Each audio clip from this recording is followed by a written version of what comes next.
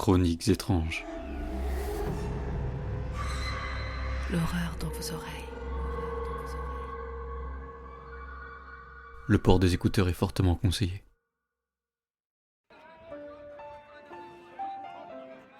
Nous sommes en l'an 1518, à Strasbourg. C'est un été brûlant. Le soleil cogne. Une femme commence à danser, en plein milieu d'une place de la ville. Seule. Sans musique. Sans raison. Les heures passent. Puis les jours. Et bientôt, des dizaines d'autres la rejoignent. Hommes, femmes, enfants, tous dansant jusqu'à l'épuisement. Jusqu'à la mort. Incapables de s'arrêter. Incapables de comprendre pourquoi. Un fléau silencieux venait de s'abattre. Un mal plus contagieux que la peste elle-même. Un mal qui se propageait ni par le sang, ni par l'air, mais par le regard, par la peur. Bienvenue dans Chroniques d'une image. Aujourd'hui, plongeons ensemble dans l'étrange et tragique histoire qui se cache derrière la gravure de Hendrik Kundius, que vous pouvez voir en couverture de ce podcast. Celle de la peste dansante de Strasbourg. Juillet 1518. Strasbourg, au bord du Rhin. Une ville prospère en apparence, mais rongée par des tensions invisibles. Depuis des mois, la famine sévit. Les récoltes sont mauvaises. La misère pousse les habitants à prier davantage, et à craindre davantage. Le climat est lourd. Dans les rues pavées, entre les étals des marchés et les façades colorées, flotte une angoisse sourde que personne n'ose nommer. Et c'est dans cette atmosphère étouffante que tout commence. Elle s'appelle Frau Trophéa, une femme sans histoire, une habitante parmi tant d'autres. Le matin du 14 juillet, elle s'avance seule sur la grande place de Strasbourg. Sans un mot, sans un regard, elle lève les bras et commence à danser. Au début, personne n'y prête vraiment attention. Un moment de folie passagère peut-être. Un de ces élans étranges qu'on attribue parfois aux exaltés. Mais bientôt, les passants s'arrêtent. Ils la regardent. Elle ne s'arrête pas. Pas une minute. Pas une heure. La chaleur est écrasante. Ses vêtements lui collent à la peau. Son visage est crispé. Ses pieds nus se déchirent sur les pierres brûlantes. Et pourtant, elle danse. Un bal étrange. Un rituel silencieux dont elle semble prisonnière. Les Strasbourgeois murmurent. Certains se signent discrètement, d'autres s'éloignent en hâte. Le lendemain matin, Frau Trophéa est toujours là. Son visage est blême, ses yeux hagards. Elle tombe de fatigue. Mais elle se relève aussitôt. Et elle recommence. Et cette fois, elle n'est plus seule. Un jeune artisan la rejoint. Puis, un enfant. Puis, une femme enceinte. La contagion commence.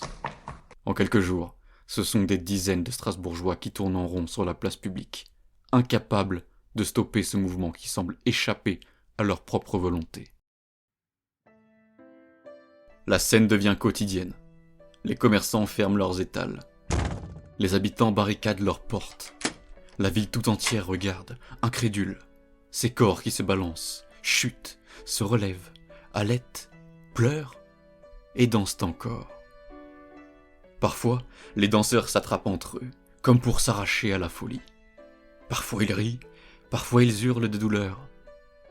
Personne ne sait quoi faire, personne ne comprend. Tout ce qu'on sait, c'est que chaque jour, de nouveaux danseurs tombent, et que chaque nuit, la danse recommence. À la fin de la première semaine, la ville est submergée. Mes confrères chroniqueurs de l'époque parlent de plus de 100 danseurs, puis 200, puis 400. La grande place devient un véritable champ de bataille, où l'ennemi n'est ni visible ni tangible, où l'on meurt en dansant. Et ce qui est peut-être le plus terrifiant dans cette histoire, c'est qu'aucune force connue ne semble pouvoir arrêter l'épidémie. Ni la prière, ni la médecine, ni la volonté humaine. Les danseurs continuent, emportés par une force invisible, une énergie macabre qui dévore leur corps, leur esprit et leur vie. Et pendant que Strasbourg tremble, les autorités, elles aussi, cherchent désespérément une solution. Une solution qui va précipiter encore davantage la ville dans le chaos.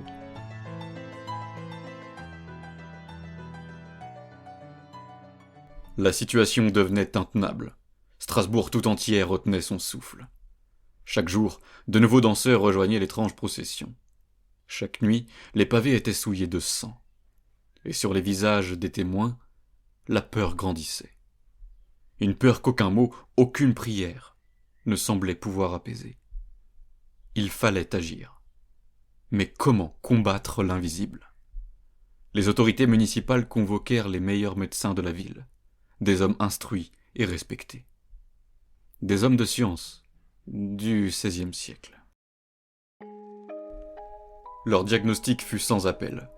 Il ne s'agissait ni d'une possession démoniaque, ni d'une malédiction céleste, mais d'un excès de sang chaud, un déséquilibre des humeurs du corps, selon la médecine de l'époque. La solution semblait évidente, radicale. Il fallait laisser les danseurs évacuer ce trop-plein.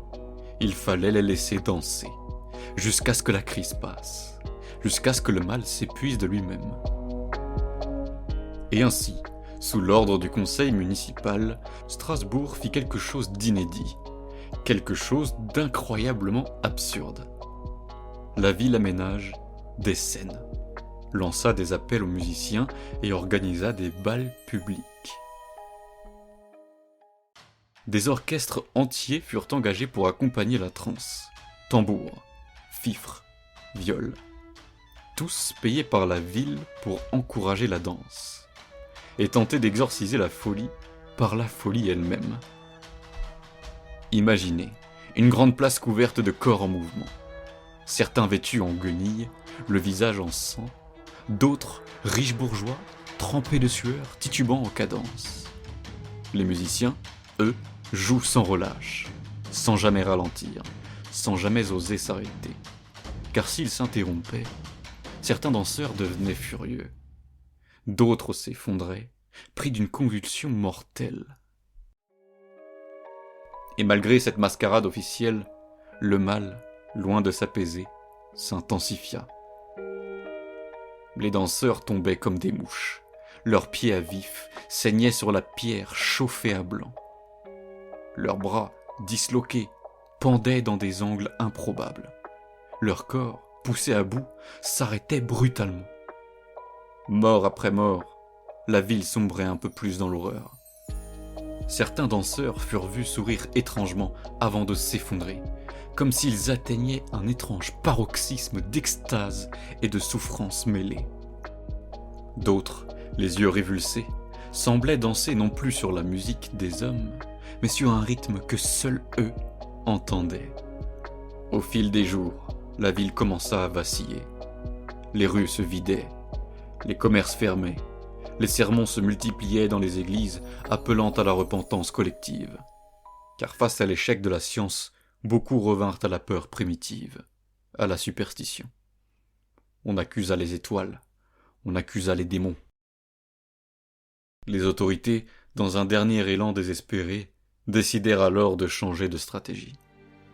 Ils bannirent les musiciens, brûlèrent les scènes dressées, et organisèrent un immense pèlerinage vers le sanctuaire de Saint-Guy, espérant que le saint patron des épileptiques, réputé guérir les troubles nerveux, apaiserait la ville. Les danseurs survivants, hagards, furent tissés sur des charrettes, transportés loin de Strasbourg. Certains furent attachés par des cordes pour éviter qu'ils ne se jettent des véhicules en marche. Le sanctuaire devint un hôpital improvisé. On baignit leurs fronts, on baigne leurs pieds ensanglantés dans des eaux sacrées. Et lentement, très lentement, la fièvre retomba. Mais Strasbourg ne fut plus jamais la même. La ville, marquée par ces semaines d'horreur silencieuse, resta hantée par l'écho de ces pas maudits, par l'image de ces hommes et femmes dansant sur leur propre tombe. Lorsque les derniers danseurs furent soignés, ou enterrée, Strasbourg chercha à comprendre. Comment une ville avait-elle pu être emportée par une folie si absolue? Comment des centaines de corps avaient-ils pu s'épuiser sans qu'aucune main invisible ne les touche, sans qu'aucune épidémie tangible ne se propage? La question resta longtemps sans réponse, et même aujourd'hui, elle continue d'intriguer. La première piste avancée par les historiens modernes concerne l'ergot du seigle. Ce champignon parasite qui pousse sur les céréales humides produit une toxine appelée ergotamine. Un poison puissant, capable de provoquer hallucinations, spasmes musculaires, voire comportements étranges, similaires à ceux d'une intoxication au LSD. Et à l'époque, Strasbourg était entourée de champs inondés et de réserves de grains mal conservés. Une contamination alimentaire massive aurait-elle suffi à plonger la population dans une transe hallucinatoire collective? Peut-être. Mais certaines incohérences subsistent. L'ergotisme provoque aussi des douleurs aiguës, des nécroses. Or, ici, les témoins parlent surtout de danse, d'épuisement, pas d'agonie lente. Une autre hypothèse, aujourd'hui largement admise, évoque une psychose collective. Un phénomène de masse où, sous l'effet combiné de la misère, de la peur et de la foi, des individus sombrent dans un état d'hystérie mimétique. À Strasbourg, en 1518, la faim, la peste et la violence s'entremêlaient chaque jour. Le peuple était épuisé, écrasé par un monde qu'il ne comprenait plus. Dans cet environnement saturé de tensions, la moindre étincelle, un geste étrange, une femme dansant, aurait pu suffire à déclencher une réaction en chaîne. Un virus émotionnel, un mal invisible qui se propage non pas par la chair, mais par l'esprit. Et une fois emporté, impossible de s'arrêter. Et pourtant, certaines zones d'ombre demeurent, des détails troublants que l'histoire officielle peine à expliquer. Des témoins affirment avoir vu certains danseurs avancer comme possédés, les yeux vides, murmurant des prières dans des langues oubliées. D'autres jurent avoir entendu une musique étrange, qui n'était jouée par aucun instrument. Et il y a aussi ce sentiment, ressenti par beaucoup à l'époque, que cette danse n'était pas née de la misère ou du hasard, mais de quelque chose de plus ancien, de plus profond. Un souffle invisible, passé de corps en corps, un appel auquel il était impossible de résister.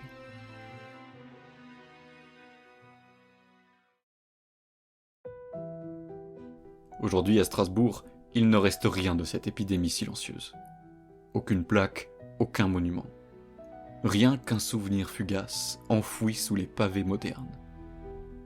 Et pourtant, si vous vous aventurez dans les ruelles anciennes, par une nuit sans lune, lorsque le vent souffle entre les pierres, certains disent que l'on peut encore entendre un pas traînant, un froissement de tissu, un souffle court d'un danseur oublié, peut-être une mémoire ancienne, ou peut-être simplement l'écho d'une peur que le temps n'a jamais complètement effacée. Je vous dis à très bientôt pour une nouvelle image, une nouvelle histoire, un nouveau mystère.